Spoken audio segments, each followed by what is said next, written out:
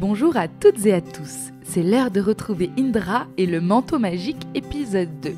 Et la magie des vêtements d'Histoire sauvage, c'est d'être ample avec de grandes poches pour t'accompagner dans toutes tes aventures, mais aussi d'être en lin, car c'est une matière locale que l'on trouve en Europe et naturelle, sans microplastique. Et oui, les vêtements magiques qui prennent soin des enfants, des personnes qui les fabriquent et la planète, c'est possible avec Histoire sauvage. Alors enfile ton vêtement préféré et retrouve Indra. Bonne écoute!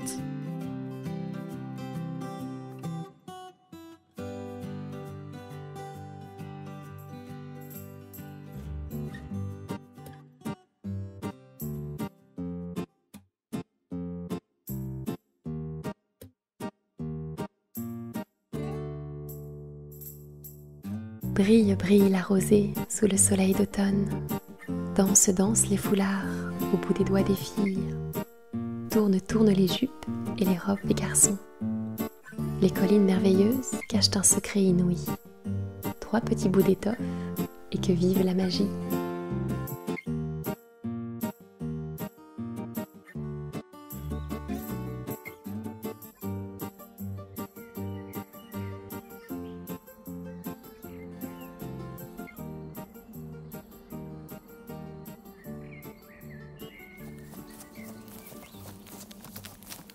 Indra, Paco et Carmen remontent la colline en courant. La grande veillée de la guilde des magiciennes et des enchanteurs va commencer dans quelques minutes. Le vent humide du soir porte déjà les odeurs de la nuit. Indra serre contre elle la petite boîte qu'elle a trouvée dans l'usine. À l'intérieur, il y a le manteau magique. Alors que ses pieds foulent le sol, les images de ce qu'il s'est passé dans l'usine défilent devant ses yeux. Son frère qui enfile le manteau et prend peu à peu la couleur des objets autour de lui, jusqu'à se fondre complètement dans le décor. Et Carmen qui, une fois le manteau sur ses épaules, court si vite qu'on la voit à peine. Seulement sur elle, rien ne s'est passé. Quand elle a enfilé le manteau, elle a juste vu un peu flou, tout s'est brouillé devant ses yeux. Et il y avait aussi cette fatigue, comme si toutes ses forces s'étaient évaporées dans le manteau. Alors qu'ils arrivent au sommet de la colline, les lampions qui éclairent la veillée apparaissent un à un et des bruits de guitare et de violon s'envolent vers les étoiles. Devant la Garbiscornue, un grand feu est allumé et autour de lui sont rassemblés des hommes, des femmes et des enfants de tous les âges. Certains sont enroulés dans de grands châles multicolores rapiécés de nombreuses fois, d'autres portent des robes à breloques ou des pantalons à pompons. Indra, Paco et Carmen se glissent jusqu'au feu qui crépite. Une douce chaleur les enveloppe. Peu à peu, une ronde se forme et tout le monde s'assoit sur de larges tapis. Indra s'assoit en tailleur et glisse la boîte entre ses jambes. Les dernières notes du violon tourbillonnent au-dessus de la ronde et s'éteignent. Une grande femme aux longs cheveux blancs enroulés sur ses épaules s'avance. C'est Dolores, la plus vieille magicienne, souffle Indra à son frère et à son ami. Magiciennes et enchanteurs, bonsoir. Nous voilà de nouveau réunis, comme chaque année, pour la grande veillée de la guilde. Nous fêtons les dernières feuilles qui tombent et la terre qui entre en repos. Remercions-la pour les récoltes de l'année et célébrons ses premières gelées. Fait Dolores de sa voix grave en posant ses 2 mains sur le sol. Toutes les personnes présentes l'imitent et se recueillent un moment. Bien. Et maintenant, ouvrez grand vos cœurs et vos oreilles, car c'est le moment de partager une légende. Indra regarde autour d'elle. La grande veillée de la guilde s'ouvre toujours par une histoire. Ensuite viennent les démonstrations de tours. Mais l'histoire, c'est son moment préféré. Tous les yeux sont fixés sur Dolores qui ajuste son grand foulard de soie rouge et qui commence à raconter. Parmi vous, certaines et certains ont un peu de magie. Vous parvenez à lancer quelques sorts et parfois même à faire jaillir de vos doigts quelques étoiles. Vous utilisez ce don comme un passe-temps amusant, une façon de se divertir. Mais savez-vous d'où vient cette magie ? Savez-vous qui vous l'a transmise ? Ce soir, je vais vous raconter l'histoire de la guilde. Voilà des années, les magiciennes et enchanteurs de la guilde étaient célèbres par-delà les montagnes et les vallées pour leur pouvoir extraordinaire. Ils ne se contentaient pas de quelques tours et enchantements comme nous le faisons maintenant. Non, la magie coulait dans leurs veines. Elle les habitait. C'était un feu dont il ne nous reste aujourd'hui guère plus que quelques étincelles. Parmi la guilde, certaines des magiciennes et des enchanteurs étaient très puissants. Leur pouvoir dépassait tout ce que vous pouvez imaginer.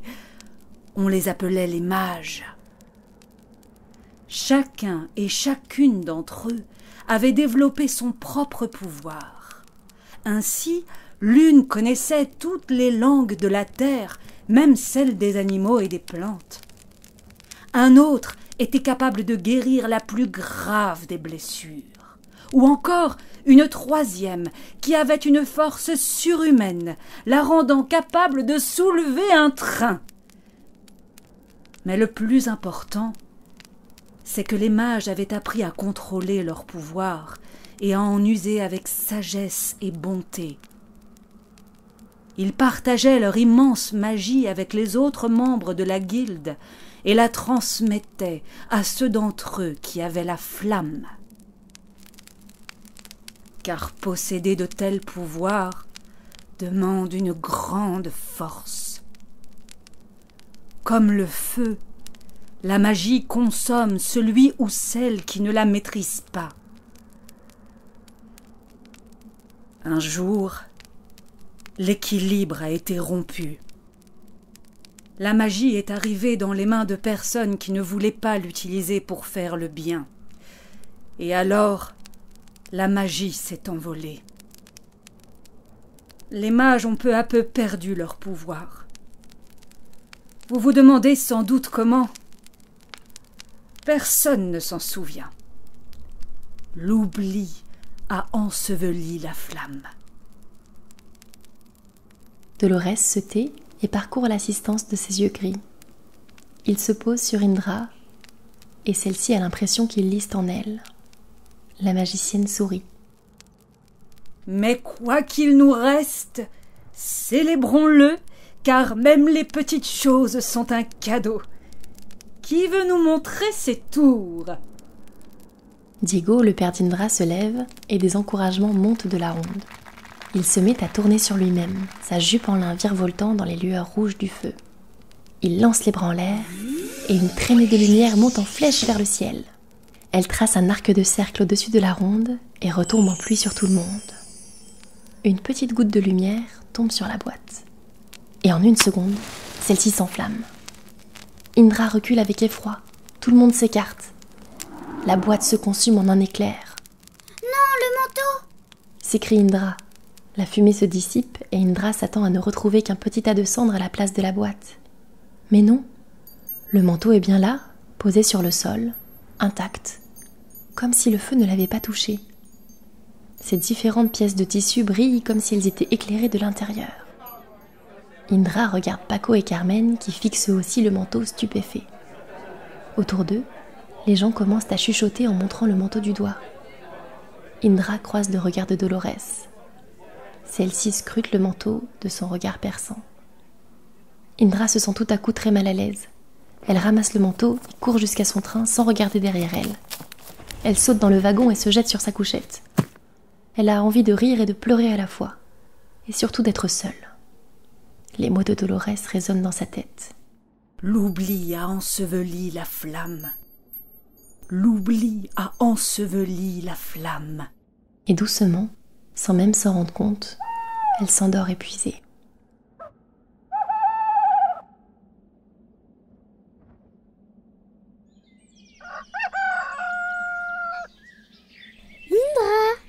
Indra, réveille-toi, allez, le soleil brille. La voix de son frère la tire de son sommeil. Elle ouvre les yeux. Quelle heure est-il ? Presque 10 heures, tu as dormi un sommeil de plomb. Sourit Carmen. Indra se redresse et regarde autour d'elle. Le manteau, où est-il? Demande-t-elle en le cherchant des yeux. Ici. Fait la voix de son papa Livio. Indra sort de son lit et se dirige vers la table de la cuisine où est assis son père. Paco m'a raconté votre petite excursion dans l'usine textile hier. Et il m'a montré ce drôle de manteau. Et qu'est-ce que tu en penses? Le visage de Livio s'assombrit. Je pense que les usines ne sont pas des lieux pour les enfants. Vous y êtes rentrés pour jouer, mais des enfants de votre âge y vont pour travailler dans certains pays. Quoi? Mais pourquoi? Parce que leurs familles ont besoin d'argent pour les nourrir, et parce que faire travailler des enfants, ça coûte moins cher pour les personnes qui les emploient. Mais ça devrait être interdit. Ça l'est. Ici en tout cas. Et puis, dans les usines qui sont toujours ouvertes ici, et il y en a de moins en moins, les gens sont assurés d'être à peu près payés correctement. Alors que dans d'autres pays, certains ne gagnent presque rien, ils travaillent jour et nuit. Pourquoi il y a de moins en moins d'usines ouvertes ici? Parce que les gens qui font produire les vêtements dans les usines ont compris que ça coûtait beaucoup moins cher de les faire dans des pays où le travail n'était pas bien payé. Alors ils sont partis construire des usines dans ces pays. Et aujourd'hui, la plupart des vêtements qu'on achète ont traversé la moitié de la planète pour arriver dans nos armoires. Et ça, il y a une seule façon de savoir, c'est de regarder l'étiquette qui est cousue à l'intérieur de nos vêtements. Indra soulève son t-shirt. Mon étiquette a été découpée. Oui, c'est parce que c'est un t-shirt qui est loin d'être neuf. Si je me souviens bien, il a appartenu à ton petit cousin, qu'il a ensuite donné à la grande sœur de Carmen, puis c'est Carmen qui l'a porté, et maintenant, il est à toi. Le mieux, c'est d'utiliser des vêtements qui ont déjà été portés, comme ça évite d'en produire de nouveaux. Ou alors de vraiment choisir avec attention ceux que l'on achète en regardant d'où ils viennent et la matière dans laquelle ils sont faits. Et ce manteau alors? Il n'a pas d'étiquette non plus. Tu crois qu'il est fait en quoi? C'est une très bonne question. Observe Livio en scrutant l'étoffe du manteau. On dirait un mélange de plusieurs tissus. Peut-être du lin, de la soie, de matière naturelle en tout cas. Manolo, votre grand-père, aurait été capable de répondre à cette question en un coup d'œil. Ah bon? Oui. C'était un très bon couturier. C'est lui qui a cousu ce petit napperon par exemple. Dit Livio en montrant un bout d'étoffe sur l'étagère. Ou même les rideaux du wagon. C'est vrai? Oui, ouais. Parfois il disait que ces rideaux nous protégeaient du mauvais sort, qu'ils étaient enchantés, et que c'était les gardiens du train. Je les ai laissés là parce que je les trouve jolis, mais je ne crois pas que les tissus aient des pouvoirs magiques. Eh bien, tu te trompes, papa. Regarde. Sourit Paco en enfilant le manteau. Aussitôt, le manteau commence à prendre la couleur de la chaise sur laquelle est assis Paco. Celui-ci se déplace et voilà qu'il se fond dans le décor.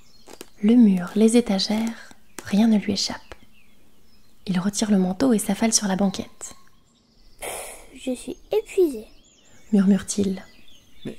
Livio le regarde, bouche bée. Tu as enfilé ce truc et tu as disparu. Et comment c'est possible? Ce manteau est magique, il donne des super pouvoirs aux gens qui le mettent. Moi j'arrive à courir super vite quand je le porte. Explique Carmen. Moi je crois plutôt qu'il révèle leurs pouvoirs. Vous vous souvenez hier, pendant la veillée, Dolores a parlé des mages qui avaient des pouvoirs différents, comme celui de guérir ou de parler le langage des animaux. Mais oui, tu as raison, s'écrie Paco. C'est complètement fou cette histoire. Et toi Indra, c'est quoi ton pouvoir? Eh bien je ne sais pas. Le manteau me fait juste voir flou.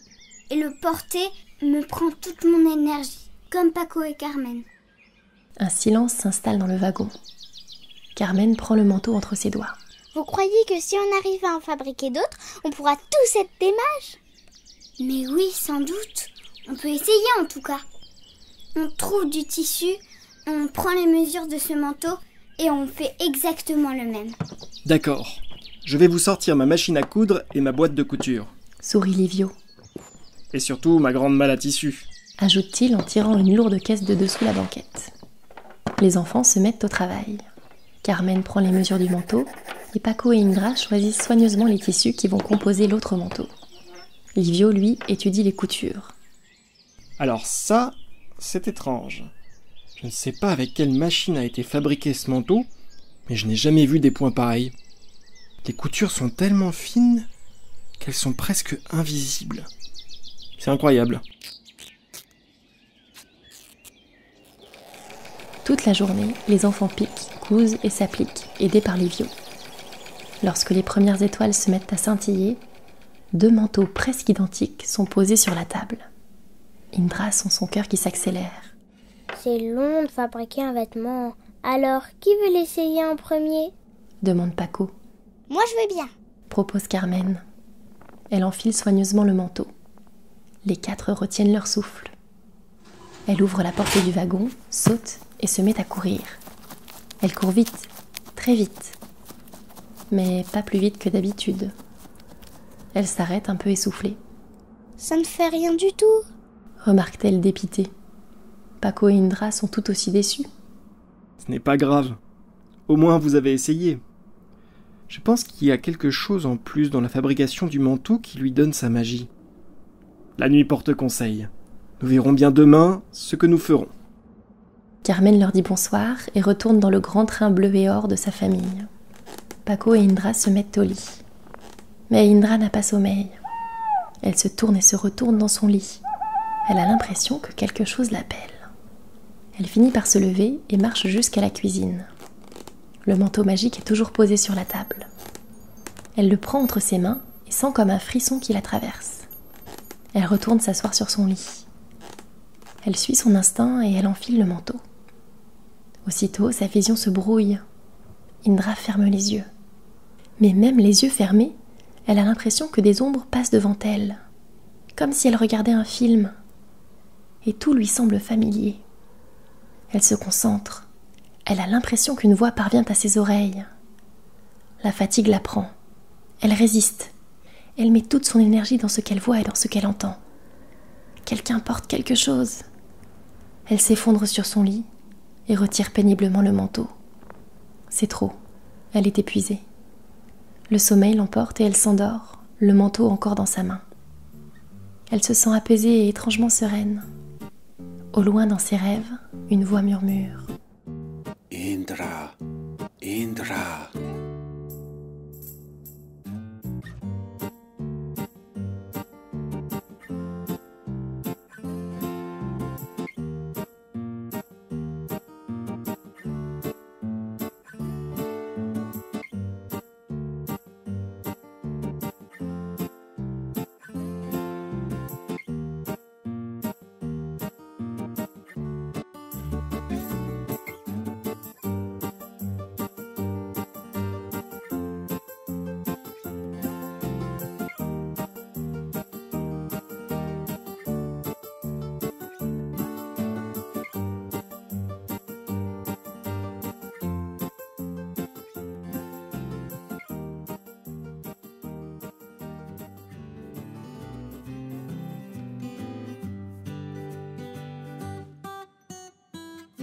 Vous venez d'écouter une histoire d'Envolée Conté, une création originale écrite par Lucille Petit. Pour nous soutenir, mettez-nous 5 étoiles sur Apple Podcast et retrouvez-nous sur Instagram à @envoléconté. À très vite!